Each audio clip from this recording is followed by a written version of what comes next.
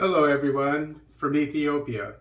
Over 1.8 million people displaced from Afar, Amhara due to TPLF's aggression. Prime Minister Office. This is from the Ethiopian Monitor. Nearly 2 million people have been displaced from Amhara and Afar region, a result of TPLF's aggression, said the Prime Minister Office on Tuesday. In Amhara alone, the region's Emergency Coordination Committee estimates that more than 1.4 million people have been displaced, said Belene Seyum, Press Secretariat of the Office of the Prime Minister. The humanitarian support to the displaced people, she said, has stepped up following the recent military victories against TPLF forces in the region. Quote, the government has allocated over 28,000 metric tons of food for more than 2 million people in 24 woredas of North Wallo, North Shua, and South Wallo zones, Belene said, unquote.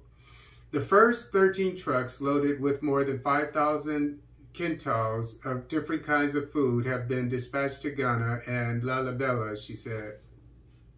In the Afar region, the press secretariat said food and other supports are being distributed to people in need of support, including over 376,000 internally displaced persons from 17 districts as a result of TPLF aggression and belligerence in the region. Quote, what we have now is that more than 1.3 million people are in need of immediate emergency response, unquote, she said.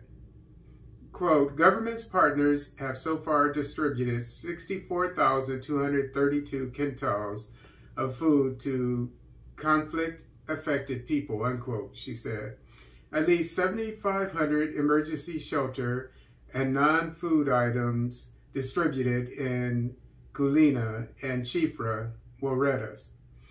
According to Belene, 4 return flights have been conducted from Addis Ababa to Mekelle and from Mekelle to Addis Ababa since the UN has resumed flights. A total of 203 trucks have arrived into Tigray, with humanitarian supplies have also arrived in Mekelle.